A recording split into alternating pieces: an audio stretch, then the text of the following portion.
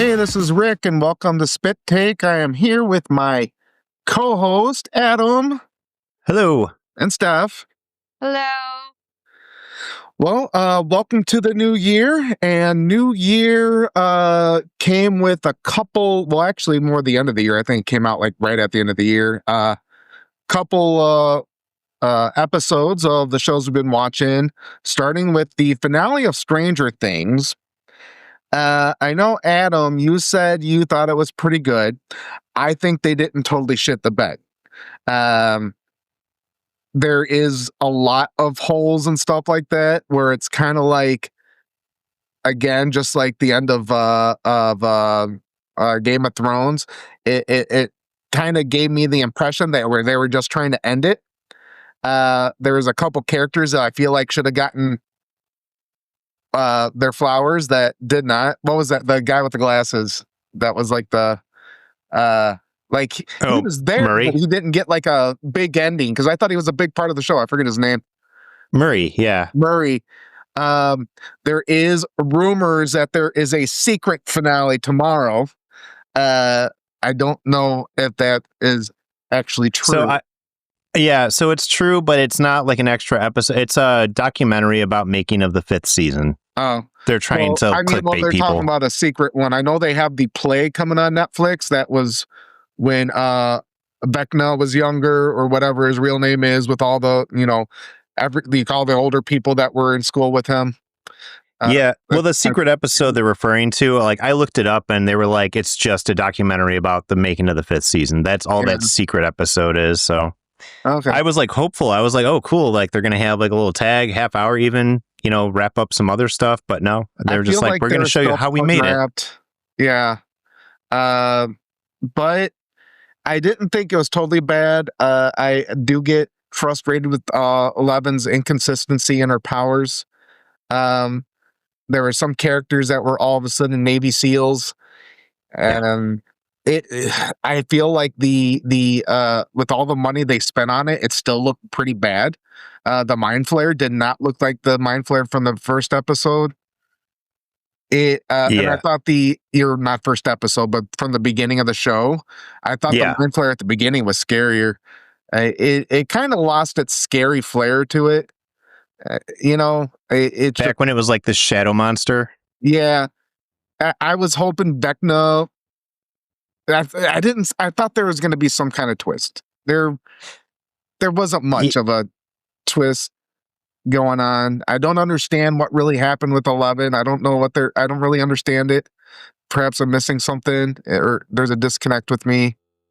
So, yes, they had the Vecna twist we were all expecting was like half true. So like they were kind of implying that that Henry Creel was corrupted by that stone he found in the cave, and that the Mind Flayer controlled him, and it wasn't necessarily all him. Stone, yeah, so I am excited to watch that because I do want to know more about the stone that he found, because they didn't really go into anything.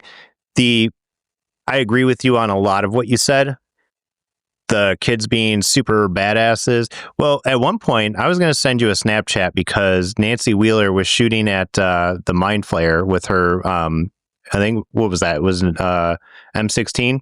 Yeah. It was like M16A4. She was just like a badass. Like, where'd that come from? It was an M16A2. So she's shooting at it, and then she goes and she reloads.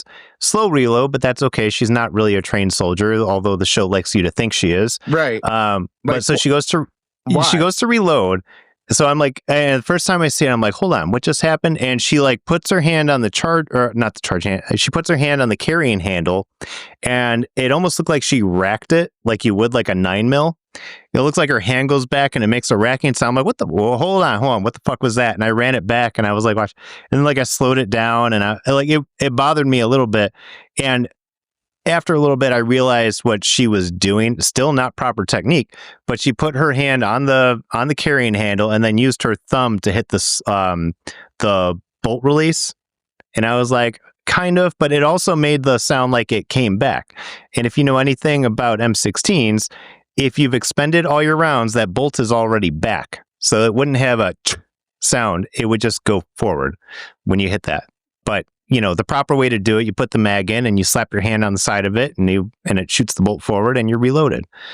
But at first I thought they did that and I was about to be really pissed off and done with the show just for that one thing. But oh no, if that didn't piss you off, how about Joyce and the axe? Oh my God, sharpen your goddamn axe. This is a dude that took a barrage of bullets and was unaffected by it. But Nancy Wheeler with an axe completely just destroyed him. I know some people want to say, well, he feeds off fear and they weren't afraid. But like, I'm sorry, in order for him to be scary, he's got to have some kind of fear. Because like Pennywise, he doesn't need fear. He needs fear for them to taste better. He doesn't need a fear to kill them. He's very powerful being. Vecna, because I think there's a lot kind of influenced by it. That's why I always bring up it. But Vecna was kind of it's just so inconsistent. Yeah, well, and but like the fact that she took 8 or 9 swings to cut his head off.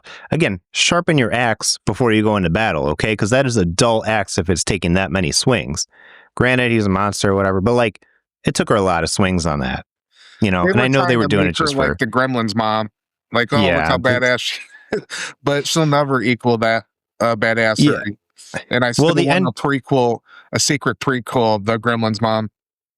Well, the ending with 11, I do think that what Mike was saying is what's going to be in fact canon, is that, she disappeared because Callie helped her and everything. And Callie died, which made me happy. But like the whole thing of Callie, like, so first of all, how did she know that she was in trouble with the soldiers? How did she know what to project and all? It didn't make any sense, really. Like their whole plan, because she's far away in the Upside Down. Like that doesn't make any sense, dude. Don't do that. But Callie getting off was great because I hate her like most people do. And I think that they left it open to have a revival in the future or some kind of sequel with the younger generation, like in the 90s or something like that. I think that they left it open intentionally so that they could revisit it in the future. And I think a lot of shows are doing that now with their series finales because of how many shows are getting revivals now. So they're like, let's leave it open. But they were all in trouble with the military. So, and now the next scene, they're graduating. And that was another thing. What's her name? The Max. Yeah, Max. She was in a coma, and she's able to graduate. But like they were all in trouble with the military. And it's like, nope, we're good. Yes. So that did bother me too, is that it was supposed to be 18 months later. And it's like, okay, but what happened with that? Did the military just be like, oh, well, whatever, and they like packed up and shipped off? They're like, you guys are free to go. She's gone, blah, blah, blah. Like that, there should have been something in there, and I don't think they knew what to do with it. But like the military doesn't just let you go. There's debriefs. You're sent to Gitmo. There's a lot of different options there that were not explored. But Linda Hamilton, sadly, was like the most wasted actor of the season. And she looked badass in the show, but she was worthless. Like, what was your point? No, she didn't do shit.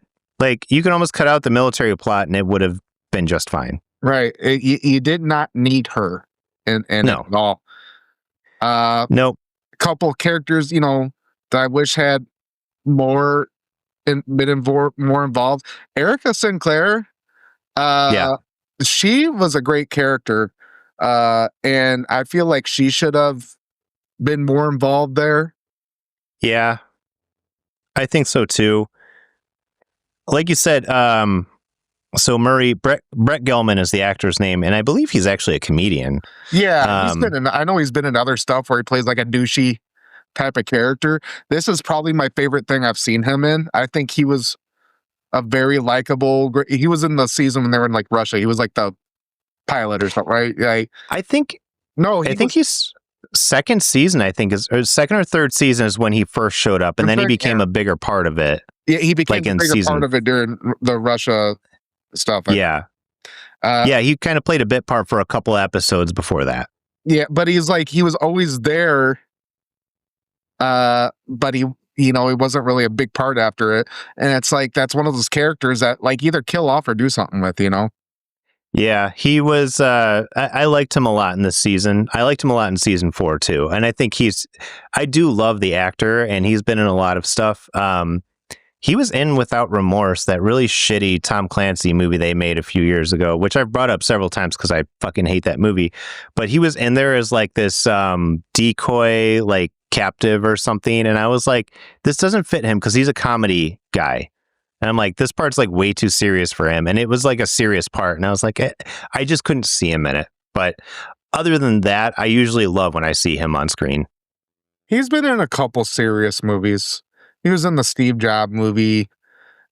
He was in, let me think, he was okay. So I remember my favorite part with Remorse. That was like a military. Yeah, with Michael B. Jordan, which wasn't that great of a movie, but that was a comedy movie. So he has had a couple serious roles. I just remember like my favorite part with him ever was in The Other Guys, where he's the husband of the girl that Will Ferrell used to date and everything. Yeah, and he's just sitting there with Mark Wahlberg, and because like Will Ferrell and the girl went off, and so he's sitting there with Mark Wahlberg, and he's like, "I know what you're thinking because of the beard. I must be hairy all over." And he's like, "Nope, shaved." Mark Wahlberg's just staring at him. He's like, "Alan." It's just like that goofy comedy. He plays those parts really well. But Stranger Things, I didn't think it completely shit the bed. No. I don't think it was great, but I don't think it was terrible because I think mostly because I've seen worse endings. How I Met Your Mother. You know, so it was okay. The season was subpar altogether, and I wish they would just stop rushing it. I think they were just too old. The kids were just too old to keep going. They're just like, let's just get something together, put it in, you know. They're all doing other projects now. It's, I think they were all ready for it to be over, and I don't think their heart was in it anymore. So, but the spinoff series that they're doing is going to be with a new group of kids. And I think I don't know if it's a prequel or if it's just happening simultaneously, but they're exploring that. I don't know. They haven't given any information on it. Yeah. Well, does that mean Vecna's not dead, or what does that mean? Is he like, is he like kind of like Ultron, where he's like in the whole, because there was a whole kind of subconscious network. Yeah. With it's him part of the hive. Dimension. So yeah, a hive. So is he still alive and his consciousness kind of went somewhere? That's why I'm kind of thinking of an Ultron type of thing, where Ultron can just be everywhere at once. Yeah. So that'll be interesting.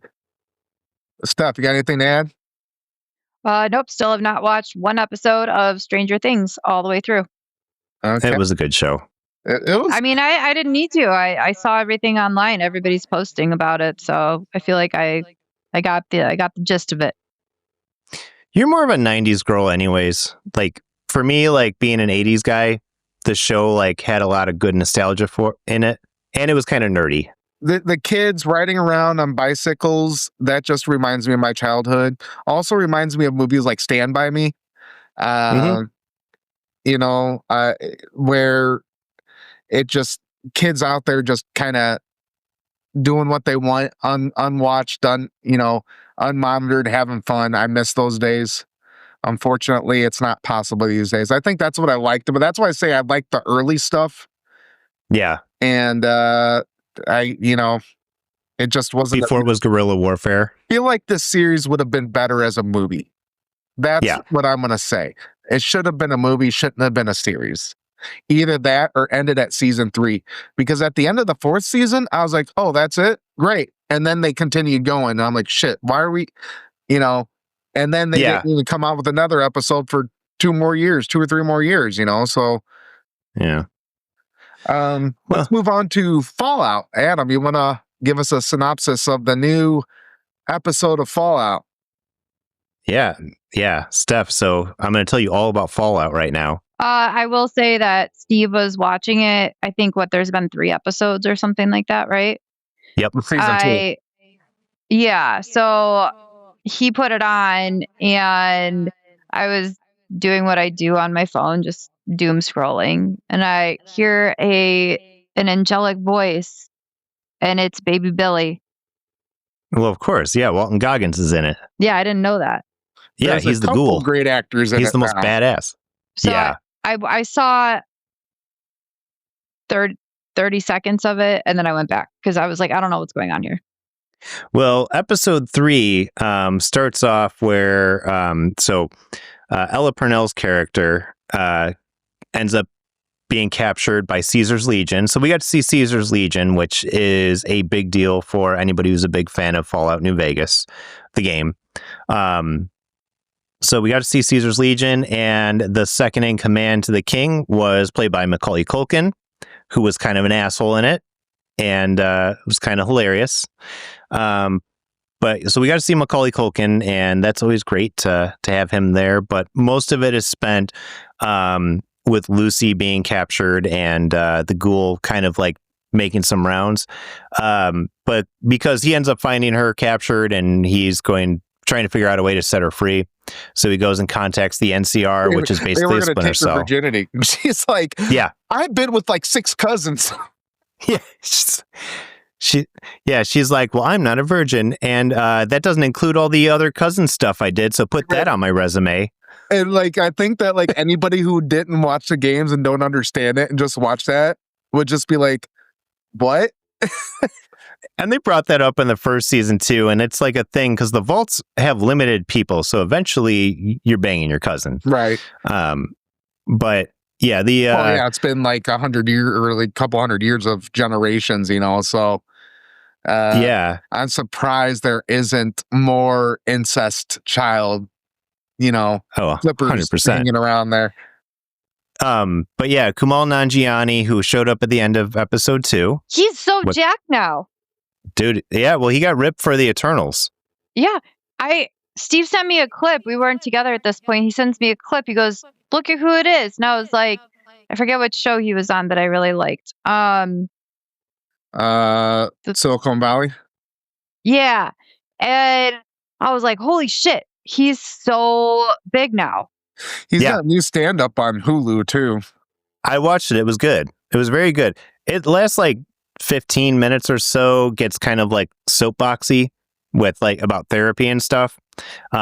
It's pretty fun. I mean, most of it's pretty funny, but at one point he's talking about how he received all this hate from fans for a movie that he did and everything.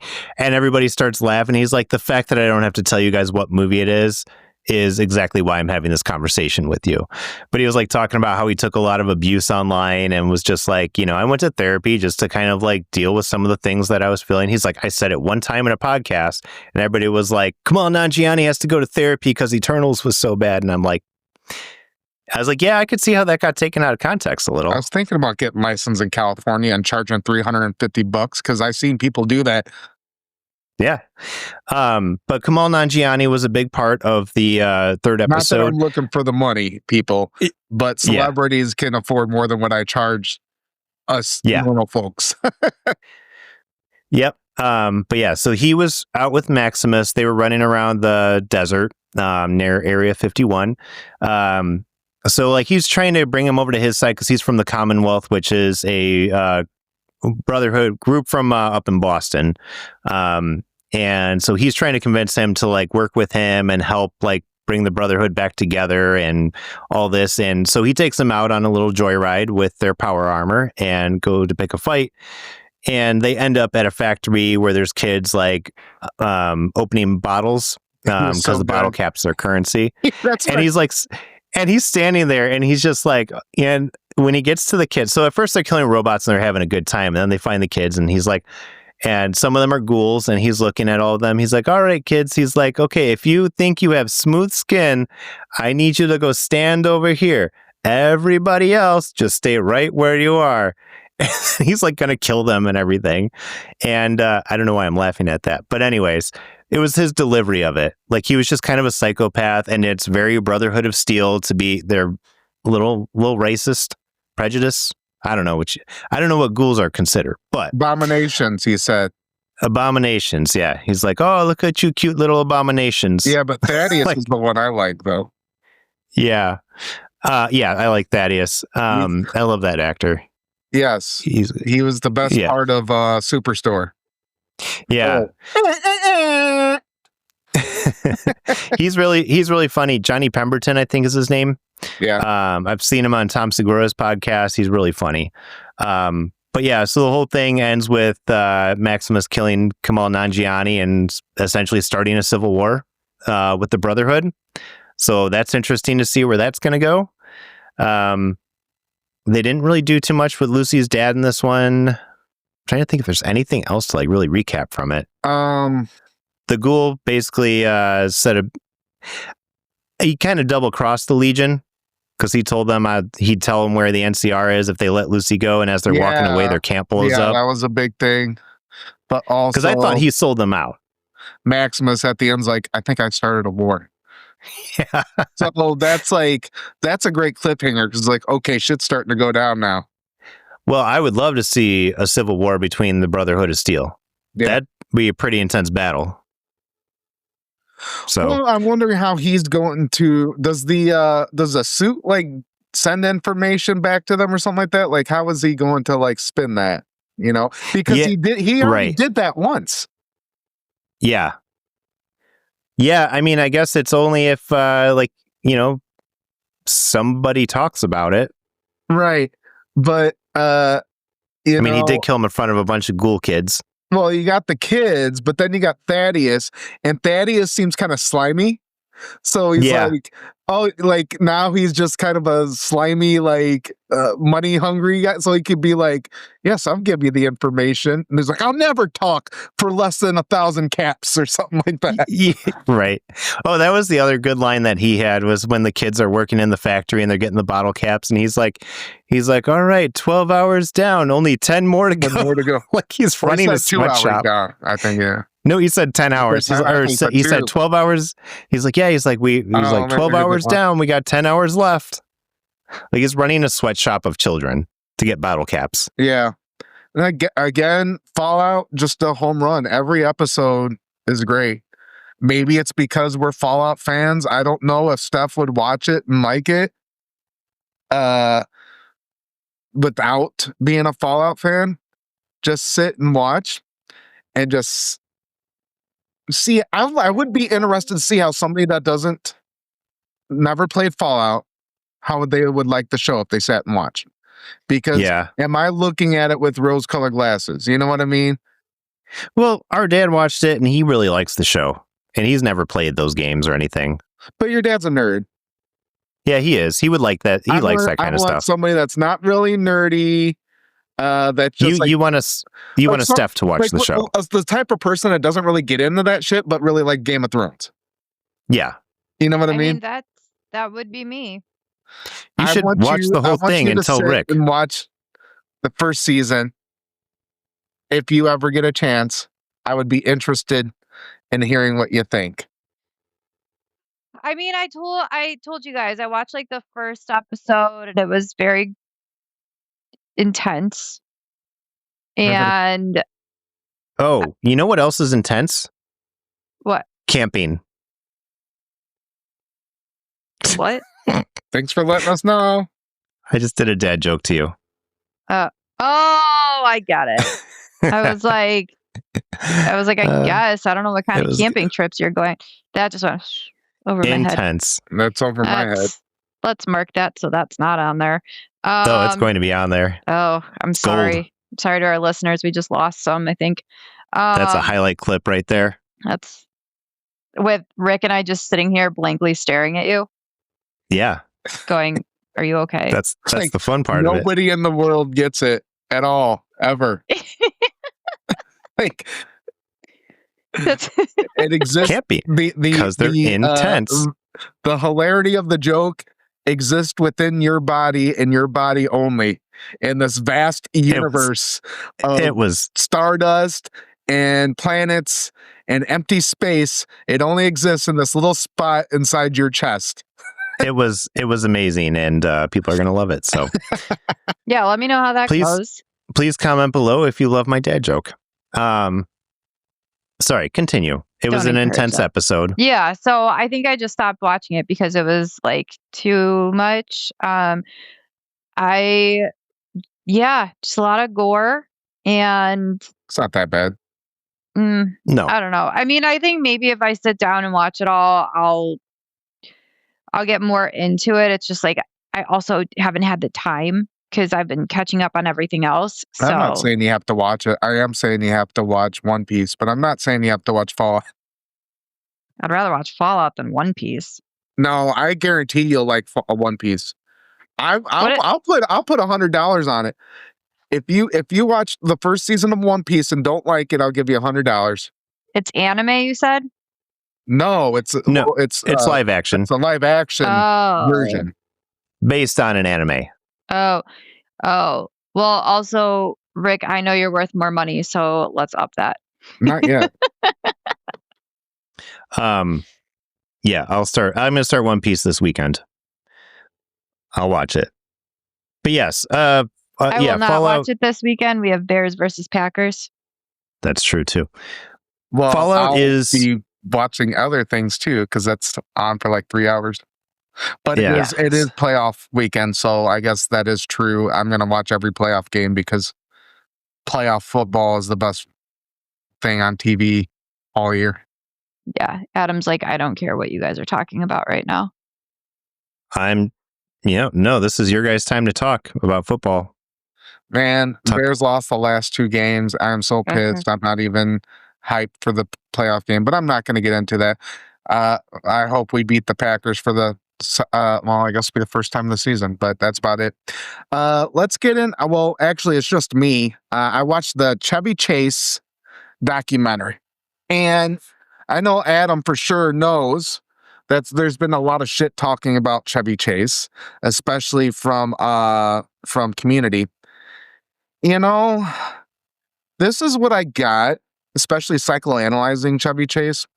He talked about like his mom used to wake him up slapping him in the face.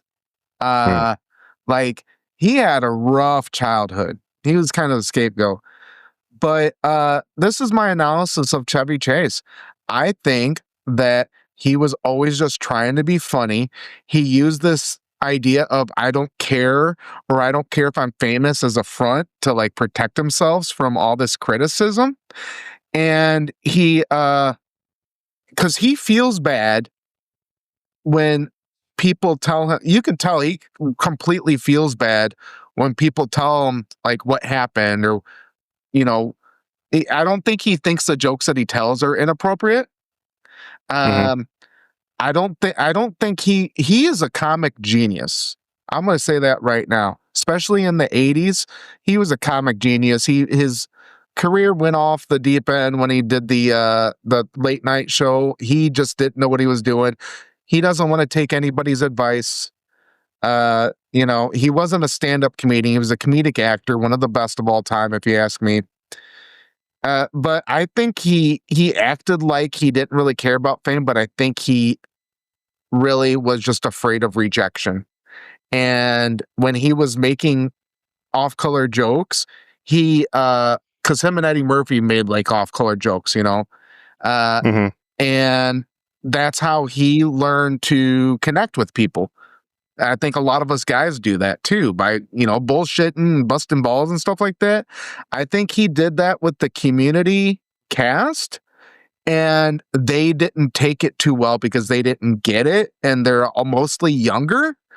So it wasn't like the same as it was in the 70s and 80s. But I'm not going to say the whole Community cast was innocent. They were assholes to him too. Especially what's his name, the creator. He was a big Dan Harmon. He did a couple things. He got in trouble because he put a bunch of shit on some girl that didn't want to sleep with him. I think a writer or something like that didn't want to sleep with him. So he treated her like shit, and he admits that. I think behind the scenes, I think what happened is people didn't take the jokes too well, and then he didn't understand why they were attacking him, so he attacked back even more to defend himself. Yeah.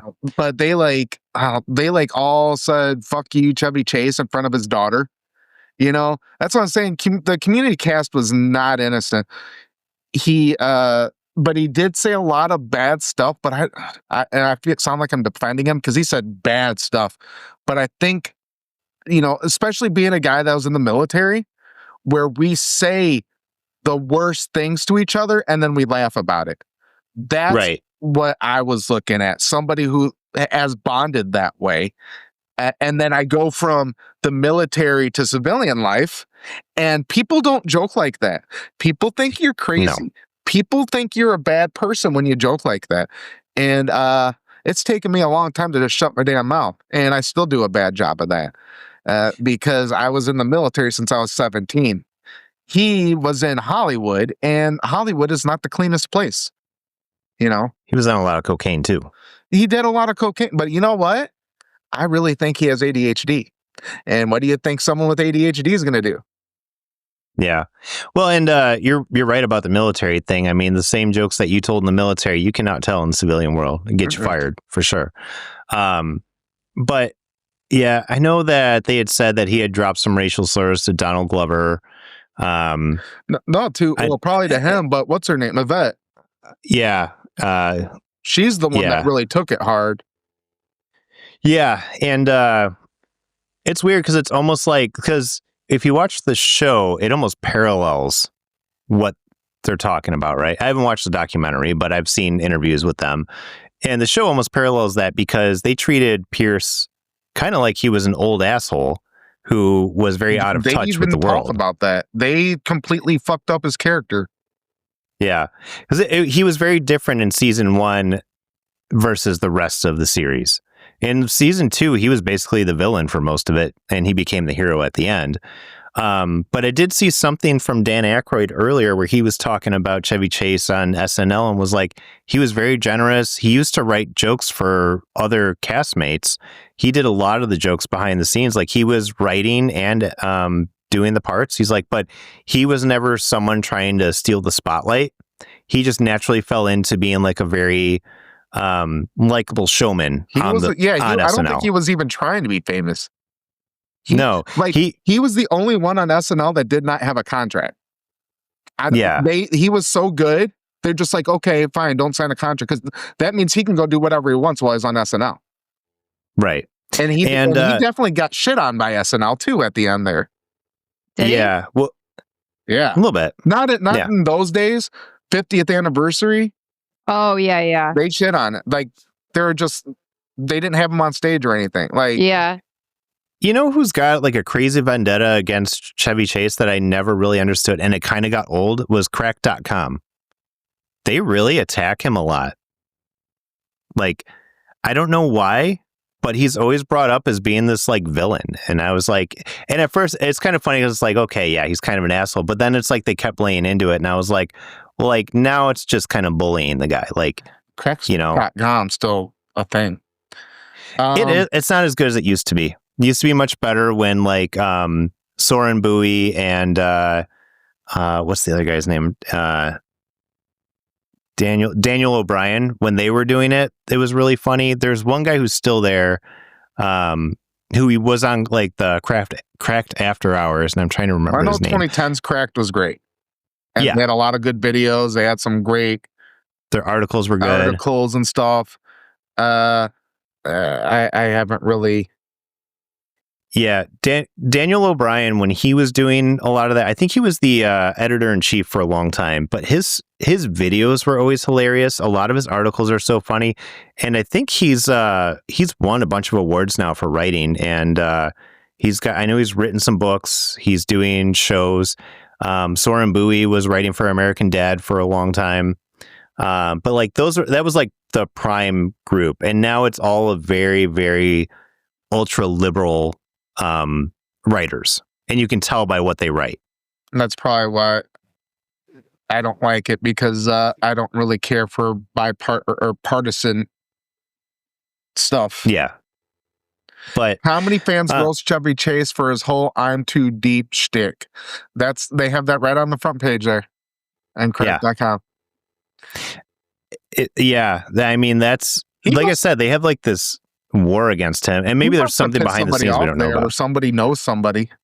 he must have, or it's like one of those things where like where comedians have to make a Donald Trump joke because it's an easy laugh, and they're like, "Oh, this is an easy thing to do," but just make fun of Chevy Chase. So they're like a pop culture magazine, or not a magazine, but website. You know? Yeah.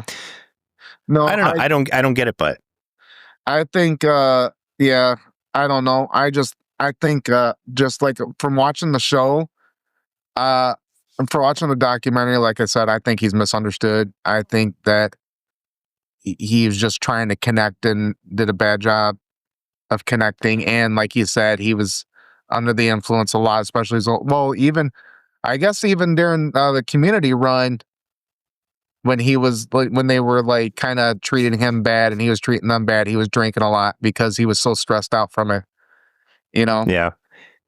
It's kind of like, so like, you ever like work and the boss has a vendetta against you and you don't know why? yeah, You know, so you're just kind of trying to work and you're under that stress, you know? yeah. That's the feeling I got. I hope that, I do hope that someday he makes amends with all of them. I mean, he doesn't have much time left, but I hope that he makes amends. At least, on his deathbed or something, but because, the chemistry that they all had in Community was very good on screen. Whatever happened behind the scenes obviously tore the group apart, but, I hope at some point he's able to make amends with them. It doesn't sound like he was intending to hurt anybody, but like he did. I don't know. But, sometimes that happens. They make amends at the end of things. Harold Ramis and Bill Murray at the end, I mean, literally on his deathbed, Harold Ramis and Bill Murray made amends. I think there's a lot of people that really love him too. That, yeah. I like I said, it's just my impression, and I could be biased because I just love Chevy Chase. I grew up with him. He was, Fletch and definitely Vacation movie, and there's a lot of stuff I watched from it because, I was definitely an 80s child for 8 years, so I was definitely watching stuff I shouldn't have been watching in the 80s. And Chevy Chase was probably one of those cornerstones that I've, he was always on TV or always on the movie, or there's always a movie on with him on or something like that. But yeah, let's move on to Tell Me. Pick something Lies. Steph likes. It's fine. We're 37 minutes in. I've said a couple things. You've had some words. Did you have something to say about Chevy Chase? I'm sorry. No, I haven't watched a documentary. I do love Chevy Chase. I have heard he's an asshole, but I mean, I don't know. I feel like all the greats kind of are, it's just whatever. That's my story. I'll watch the documentary though. Yeah. Yeah. That's a good point. It's kind of like, what's his name? Rob Liefeld, the creator of Deadpool. Everybody hates him. It's like, why? Like he was like the cornerstone of comics in the 90s. He made some of the some of the greatest comics in the 90s, a lot of people feel like he ruined a lot of, I don't know if I just like don't understand the hate because it sounds like he was an asshole, but I don't believe it.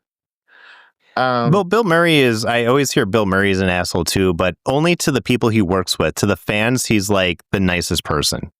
I saw him on Joe Rogan, and he was sitting there pretending like he didn't know who Joe Rogan and stuff was.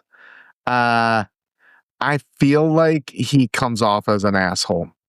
He didn't understand. I watched that one. He didn't really understand what a podcast was. Or pretended he didn't. I've seen him in a couple. See, that's another one. I don't even think he's misunderstood. I think he is. I think he comes off as an asshole when you see him in some interviews and stuff. But I ain't mad about it because I don't think he would. I think if I walked in there with my Bears jacket, he would definitely connect with me. I think if you walk in with, if you act like you're bigger than him, he's probably going to treat you, put you in your place. That's how I see it. Yeah. Well, and I guess his whole feud with Lucy Liu on the set of Charlie's Angels, I guess, was like legendary because it was so bad. Yeah, that's why he wasn't in the sequel. On that, because then we'll start talking about something else. Tell Me Lies. Tell Me Lies returns, I believe, next week. It is the final season. They're only doing 3. Supposedly it's gonna be spicy and sexy, and I'm pumped for it. I mean, the first 2 seasons, I was hooked. I've watched them a couple times through to see things that I missed. Because sometimes, you binge something and you're like, okay, now I'm gonna go back. I know what happened. Let me actually get deeper into the characters. And yeah, I'm pumped to see what happens with Steven, and how much more narcissistic he can be. And Lucy, I think that's her name, right? Lucy. She is a narcissist as well. So I'm curious to see if they end up together. At the end of the last season, their friend that was getting married, sorry, I'm forgetting names because it's been a while. Their friend that was getting married found out that Lucy banged her soon-to-be husband, and it was that cliffhanger. So I'm curious how that's going to go down. Rick, I know you watched some of it. Yeah, you just reminded me of why I don't like it. It's intriguing. We're just like, for no reason, we're gonna have sex. Well, no, they were young and in college, and right. But this is the reason I stopped watching. What's that with William H. Macy? Shameless. Shameless. It's like it was great, but then every 5 seconds, it's like, I don't know you. I don't know you either. Yeah. And it just got annoying. It's like, how many times can you do that shtick? It's just an annoying pattern. Tell Me Lies, though, it's like they're all friends. Like, it wasn't just a we meet and it happens. Like, Lucy was building up to it. She just doesn't have any emotion. I think that she's a sociopath. And then she just kind of blamed it all on Steven, which, normally when I see a narcissistic man, I will take the woman's side. But in this case, I'm like, she's just as bad. Like, she's got her own problems, and I don't feel sorry for her. Which again isn't common. And I think people are intrigued by that dynamic where it's like, it's both of them that are the issues. Katie Seagal, I hope she makes a comeback in this season because she was fantastic as the mom. And that's his real mom. That's Steven's real mom. So, and Steven and Lucy are dating in real life. So it's like this whole, I want to see how it works out. They're dating in real life? Mm-hmm. Yeah. I just seen that John Franklin's going to be an hour away from my house. And the only reason I like that, I'm excited about that, I'm probably not going to go, is because he was one of the kids in Children of the Corn. Anyways, sorry. I was like, I was all excited about Children of the Corn. I don't know how we got on Children of the Corn from Tell Me Lies, but because I have a hectic mind. Okay. Well, yeah, definitely a bunch of. It's like if Seinfeld wasn't a comedy. Basically, it's a bunch of narcissists. I just like Katie Seagal. Maybe I'll watch the rest of it. I don't know. I just like. Watching them dry hump is not part of the plot. Why do I have to watch it so much? Like, can't you just say, and then we had sex? Moving on. Like, that's what I don't understand. Sex scenes. Like, who's sitting there going, yeah, during sex, like, it just doesn't make sense to me. If it's not part of the plot, why are you doing this drawn out fake sex scene where there's no penetration? This one, though, I mean, they make it look more real than a lot of them, but I'll tell you. But why do I care? That's not what I'm watching TV for. If I want to do that, I'll go to Pornhub. That's because you're old, but I'm going to tell you something here. But I've always been like that. No, maybe you're asexual. I don't know. I don't know your history. But I'm going to tell you, I had a meeting. I had a meeting. Yeah, maybe you had sex one time. I don't know. But one time in my life. One time. I had a meeting with a guy who runs social media. He's very successful, and we were talking.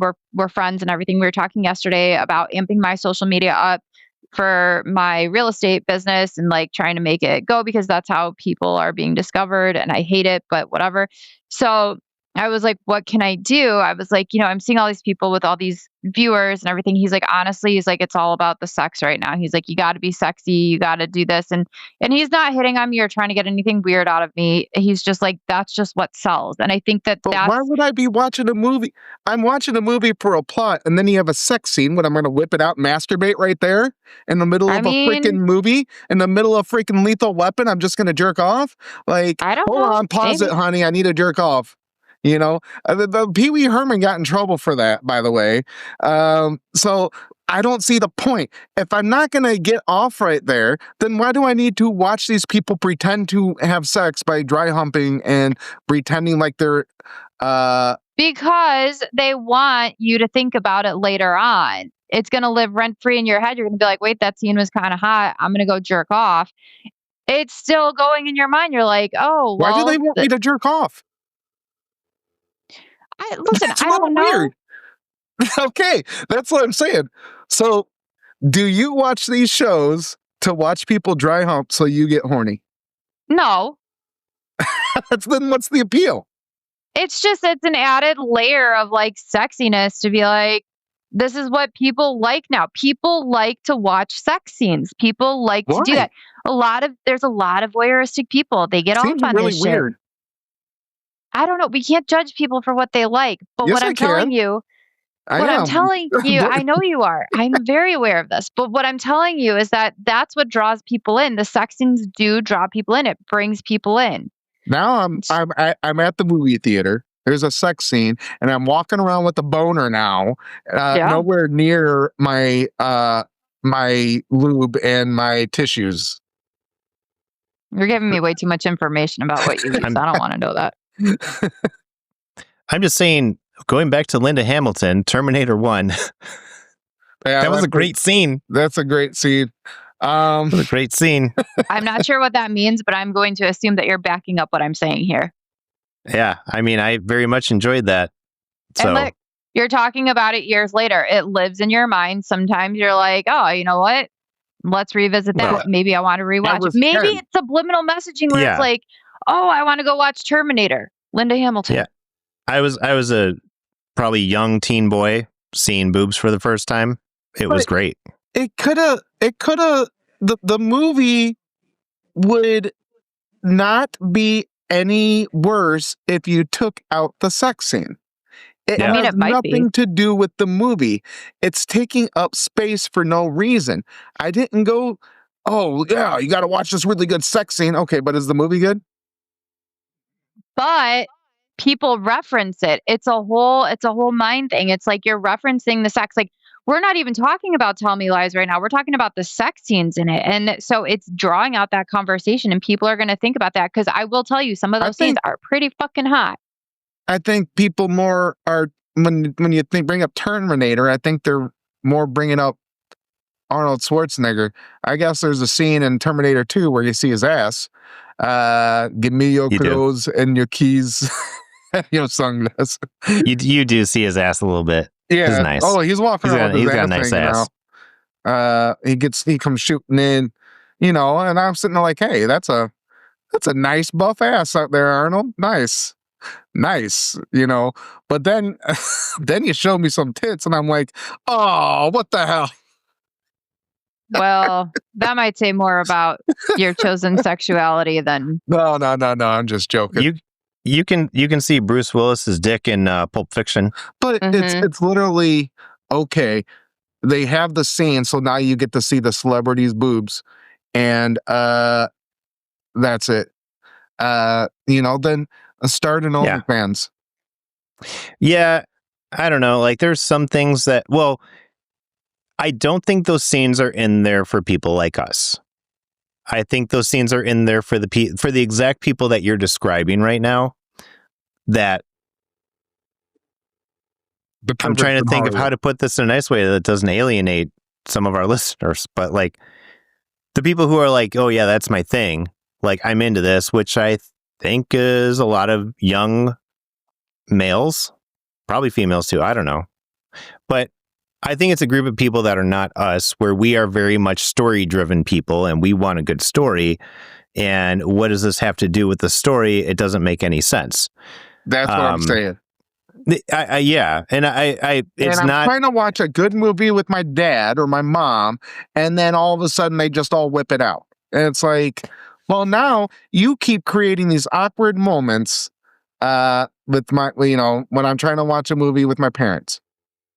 It is awkward if you're sitting there watching a movie and one of your parents like walks in right at the sex scene. You're like, well, now it's weird.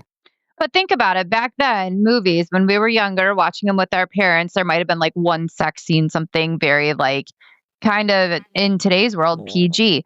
But now, if you look at all of the movies and TV shows, they're all very sex based and they all have multiple, like fetishes and kinks and whatever. And that this goes back to what Adam's saying is that it's drawing in the viewers of today because that's what people are more into. People are more sexually forward, so that's what's going to draw I'm them not really in. into it.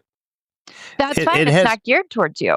Right. It has value to people who are not us. But it's in movies that are geared towards me. Right. But that's not why you're drawn to the movie.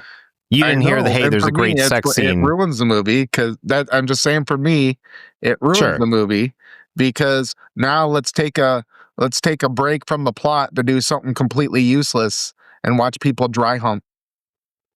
It's the whoever's selling point. But I guess it's like, you know what I mean? I'm not a cuck. I guess that's what I'm trying to say. I don't sit in the cuck seat in the hotel. I can't. If two people are getting it on in front of me, I'm leaving. I'm not going to sit there and watch. You know what I mean? I get it. But again, I think it's geared towards certain people who are into that thing and it puts more butts in seats. Yeah. It's just not you. Yeah. Is it geared towards you, Steph? I think that... I'm not judging you. No, it's fine. I think that, yeah, probably. Not that it's like I'm sitting there... Not that I'm sitting there thinking like, oh my God, this is why I'm watching it. But I think a good sex scene in a TV show or movie does make it more interesting. And I think it's just like, I'm very, as my friends will say, I'm like very sex positive.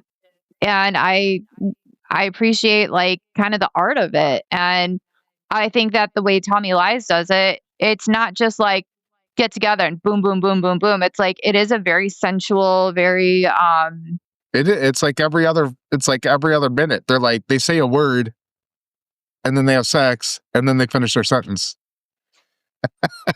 And people love it. It's a top show. So I think that whatever they're doing it correctly because it's still bringing people in. So I think that it's just more, it is geared towards a younger generation who thinks about sex all the time and everything is free love and whatever. And it's like, look at everything, I think it is geared more towards them, but I like it because I do find the storyline interesting to see what happens with these characters, but I'm also not mad that they have these awesome sex scenes. Like the sex scenes back when we were younger, it's like missionary sitting there just 2 minutes staring in each other's eyes and that's it. And then it's like, now it's like, except for Team America. Right. Yeah. Except for Team America. That was extended edition. You want to do a good sex scene. Team America got it right. Yeah. I'll give you that. Pretty sure they got a pile driver in there, reverse cowgirl. Pretty sure they ran through a lot of different stuff. I think that what really kind of set off this whole like sex positiveness too in movies it was like 50 Shades of Grey. Horrible movie, horrible book. By the way, I read them. They're not good. But it kind of got people thinking and now people want to see that more and it kind of gives them an idea to explore different things. And I really think it was set off by 50 Shades of Grey, for the people who don't watch porn. Yeah. Well, it's kind of like watching the Ninja Turtles cartoon as a kid and always seeing April tied up. That awakens some things. Yeah. Yeah. Never really thought about that. Yeah. I think that there's a very big connection between today's bondage culture and the Ninja Turtles. That could be. I'm just saying, it's a theory. Ninja Turtles and 50 Shades of Grey, man, same thing. Yeah. Moving on to Traitors. I know there's a new season coming up and you guys are big fans. Yes, I'm super pumped. What is it, January 9th? I believe it it's coming. returns. Kate Chastain, I saw a promo that she is returning, the Queen.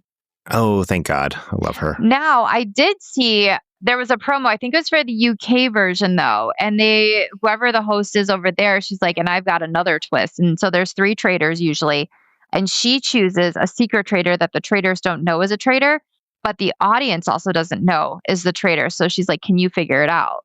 So I'm wondering if they're going to do that in the US version. So we wouldn't even know who it is, but we're trying to figure it out the whole time.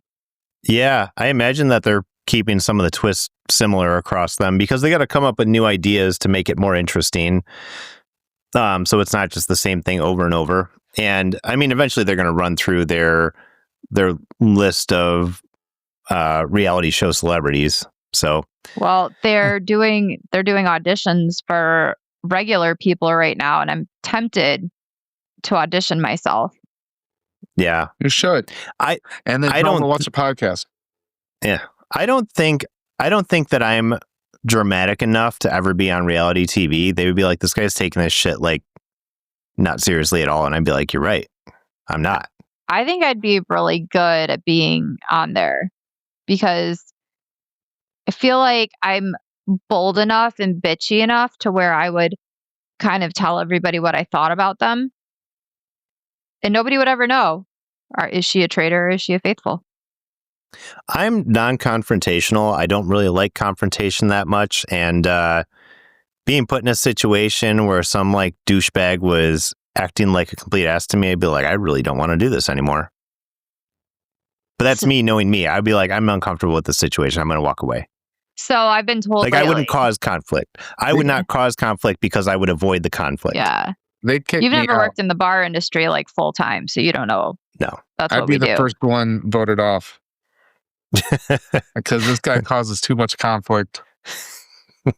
They'd be like, what is he talking about now? Being a cuck in a theater? I'm confused. You guys like Fallout? Yes. What do you think of Ninja Turtles? Yeah. Did you like Bondage before that? Are you into it? Like, what's up? I would say that's my problem is I would say weird shit to people like that. And that's how I would be labeled. And I don't trust the editors to cut that together right. Yeah. Where it's like funny. I think they would cut that together to make me look like I'm fucking weird. Yeah. Yeah, probably. You would be the weird guy. I would. Yeah. I just think that, I don't know. I just love the show. I'm excited to see who's on it this season. I haven't really looked at it outside of Kate. And there were 2 others that are coming back. Dorinda or Dorit? I can't remember. And then I think it's Dorinda. Well, she was kicked off like night 1, right? I think last season. I think so. Yeah, it's whoever was kicked off night 1, and then somebody else. All I knew is that I cared Kate was coming back. And that's it. I'm just excited to see Alan Cummings again. His outfits are amazing. Oh my God, that's so awesome. He's so funny. Other than that, I don't know you. He's so funny. You gotta watch this season, and like you just gotta. Something I have to like have somebody to watch with, and nobody loves me, so. Well, you could like text us while you're watching it. That's pretty much what we do. Oh, okay. Yeah. But it is an intriguing show, and I think it does go back to our family playing Secret Hitler and getting and that's a game, everybody. That's a board game. I just want to throw that out there. It's not anything. They are Holocaust deniers. Jesus Christ. We are not. No. It's a fun game where you're trying to figure out who's who and try to beat the other team, and it's a lot of fun. It's very enjoyable. Highly recommend. It's all about lying and deceit and like trying to get to the end, which is what Traitors is. Yeah, some people might know the game Mafia, which is essentially the same thing, but more of like what kids would play instead of Secret Hitler. But like Mafia, Among Us is another example of that. It's a video game. I played that on VR and I actually had fun, but I only played a couple games and I have it on my quest. I should go back and play it a couple times. I should get. Is that the one that we play on vacation? No, with the little red, the little space suits. So Among Us is a very popular multiplayer game. No, you're thinking of Jackbox. Yeah. No. Among Us is one. So it's a game. I have it on my phone, and that's where I play it. But basically, you're a little spaceman because you're actually there on the spaceship and stuff. It's sweet. I've seen it. I want to do it, but I have to play with someone for that. So now that I know that you have it, I might get it. But so I play like the one that I can just play on my phone. But you're basically a little spaceman, and there's I think 8 or 9 of you, and one person is like the trader or whatever there. And so you're running around and you have different objectives on the ship to do. So it's like repairing something, moving something. So you have these different objectives. And as you're doing them, the trader goes around and is trying to kill everybody. So everybody else is trying to out who the traitor is. And you get everybody to turn against him. So I was the traitor once, and I'm sitting there like, dude, it's that guy over there. I swear it's him. And everybody picked him. Yeah. It was you'd be good at this show. See, so if you see somebody like murder somebody else, you like call a town hall and you start being like, I saw this person do that. And they're like, nah, man, like that was you that did it. Yeah, I just caught you. So it's like, who can tell, who can spin the best lie or, convince everybody that so-and-so was the traitor. It is a lot of fun. I know it's very popular with the kids. Well, it was bigger a couple of years ago. I don't know if it's as big now, but I think it's something where I probably got my kicks out of it, but I didn't play it like long term because it was like, yeah, that's pretty good. But like, I don't need to play it like a billion times like I do Marvel Rivals. So, right. It is fun, and it's fun to just kind of pick up every now and then and play. It's pretty enjoyable. I mean, I'm sure there'll be a day if the server's still on that I can. If I feel like playing it, it's not bad. I don't think it got boring. It's just like it wasn't something I need to play. Last thing on the docket, unless you guys have anything else, Kathleen Kennedy is officially fired. I don't know why it took so long. I don't know if she got fired from Disney or got fired from being the head of Star Wars. But she has been terrible and ruined Star Wars. A lot of people feel like Star Wars is dead to them. Make up your mind, please. Quite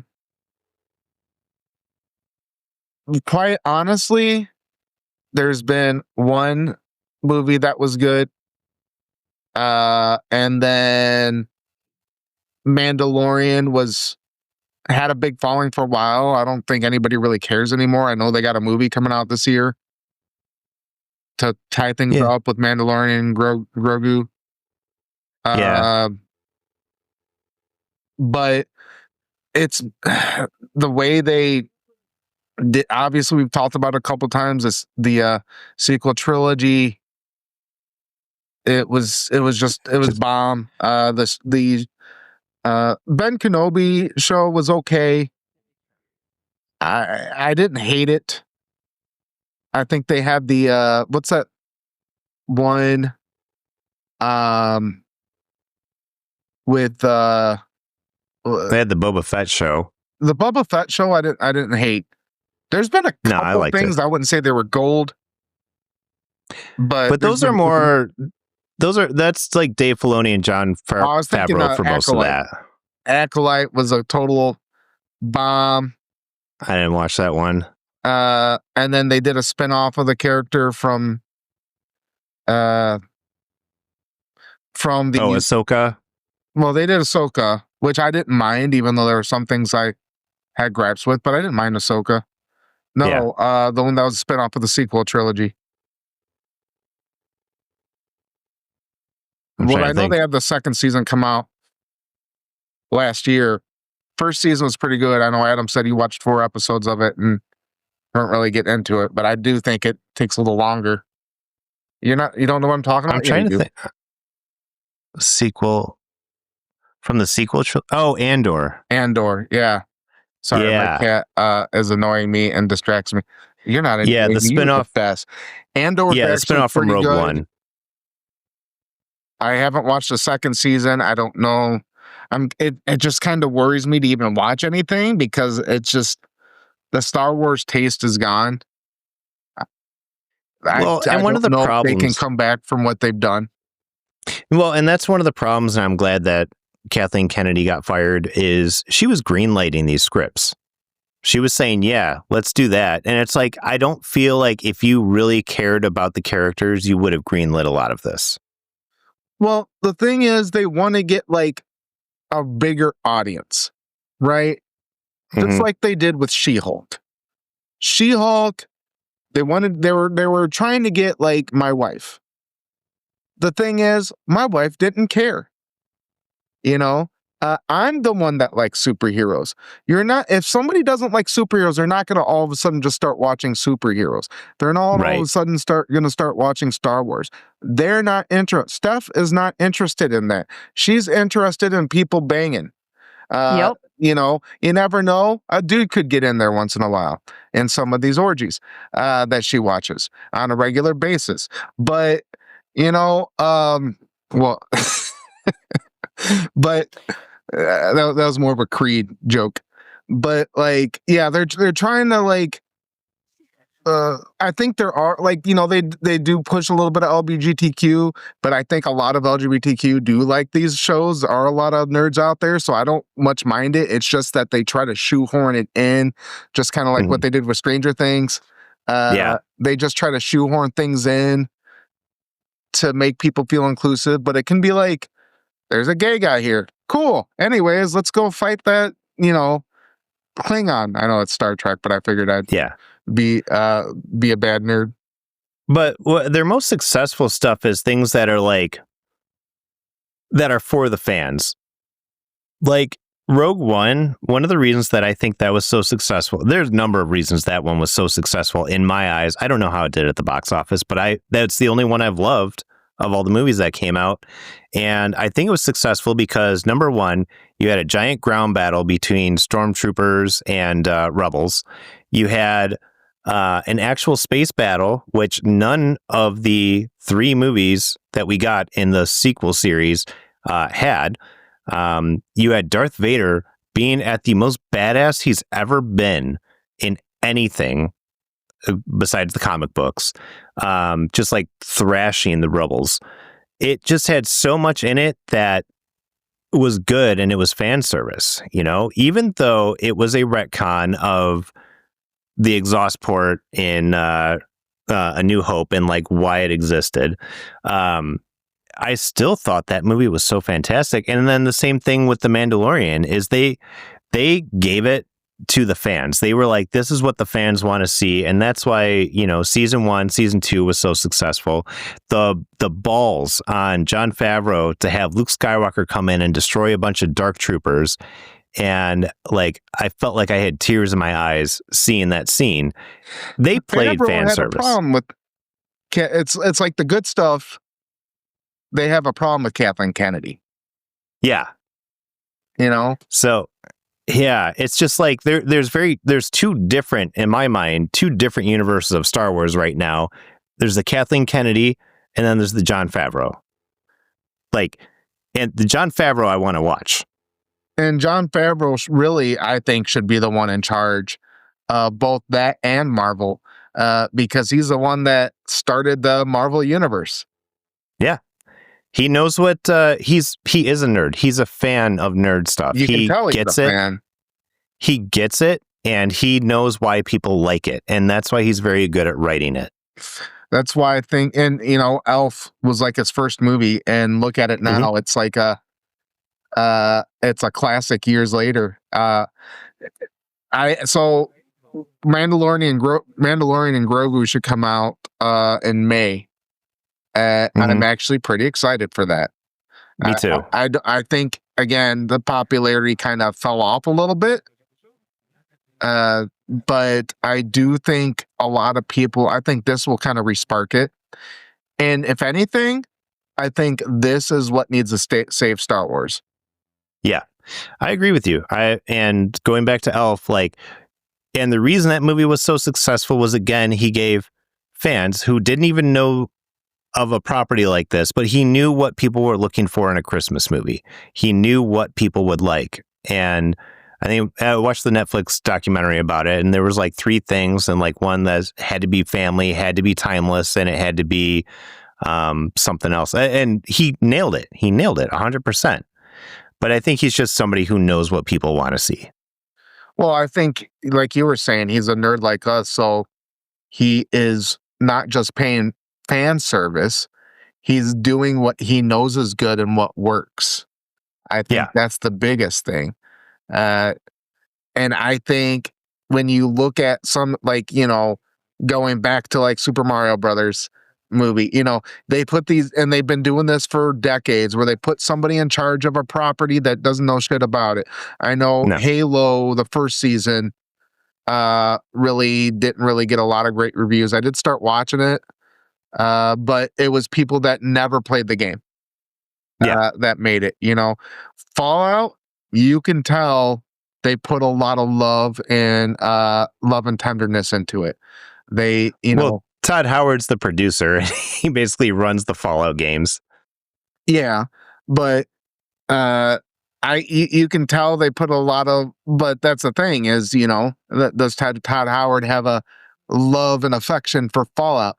I think he does, because I think we're going to get a Fallout before an Elder Scrolls, and we are. They've said as much. I don't think, which I'm not completely mad about, but I'd still want Elder Scrolls.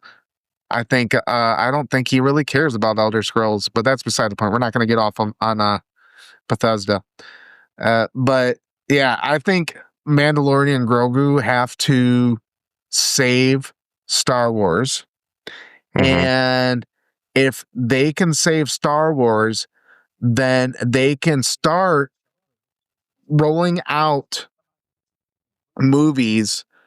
If they can do a run of really good Star Wars movies, and I'm not talking, I think throw away the whole sequel stuff. Really kind of just go in the past and look at stuff that we didn't get, kind of like what they did with Ahsoka, right? Like go back to like stuff that like maybe you heard stories about, and you like they did with Boba Fett. You know, maybe you heard stories about, but never got to see it. Right. Go back to the Old Republic. Go, you know, let's see some stuff that I don't think we need to keep going with the sequel stuff. Either that or red kind of sequel stuff.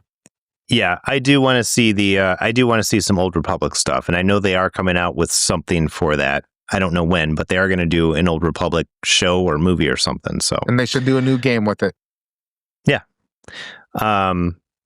Yeah, I do hope that Mandalorian and Grogu bring it back to its glory days. And I think they really, in the post Return of the Jedi era, even during the Return of the Jedi era, they need to stop with all the Jedi, because they're supposed to be a nearly extinct group of soldiers. So they need to really stop with all the Jedi. Like, oh, this one was in hiding. This one was in hiding. It's like, okay, like that whole rule of 2 thing kind of went out the window when there's just Sith running around fucking everywhere. Like it's too confusing to follow, first of all. Second of all, like it should really just be about that civil war that was going on. But that's my opinion. Step, thoughts? I'm going to take that as a no. I got Star nothing Wars on that. Thoughts. I don't like Star Wars, so I have no thoughts or feelings. She's more of a Star Trek fan. She's for the streets. Not that either. I am not a sci-fi person at all. You know, if they'd show some 3-titted aliens, I bet she'd watch it. No, I'm not into the aliens. Like Total Recall. Total Recall, yeah. No, but what I'm going to ask you guys to do for homework for the next one is to watch Eternity. I want our listeners to watch Eternity as well, because I'm going to be discussing it on our next podcast. And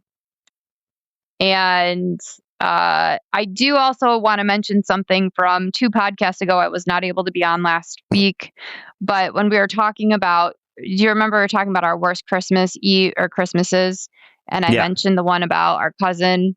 So I actually was out with our cousin on Sunday. We were watching the Bears game, And I brought it up and I said, hey, you made our podcast. And I told him why. And he goes, man, he's like, I really don't remember. And I go, I didn't know if you took like pills or something. And he's like, no. He's like, honestly, I just got really drunk and passed out.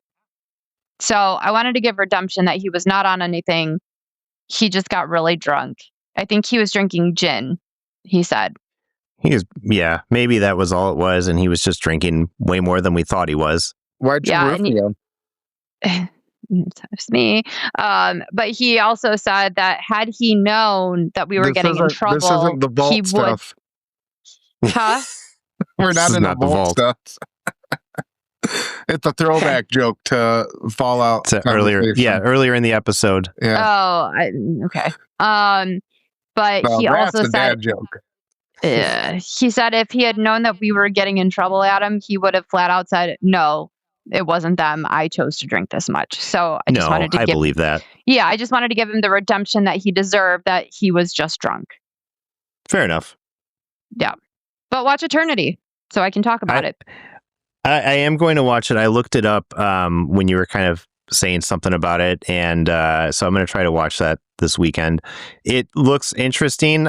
It looks like a very original idea.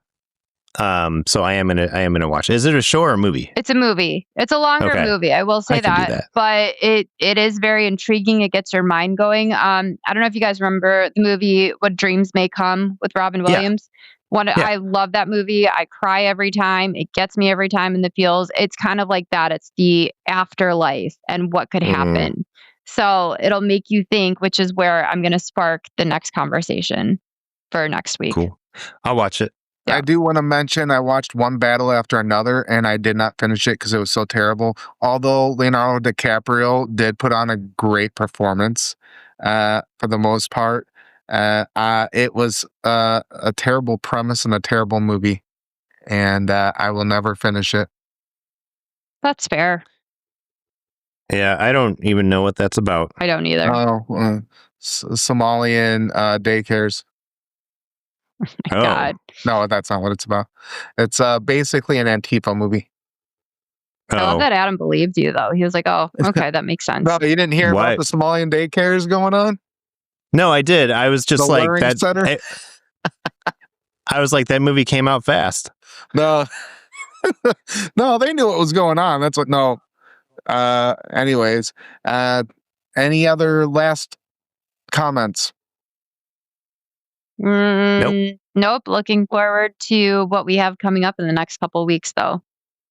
Yes, we will be having a guest on the show soon who tells the future using cheese.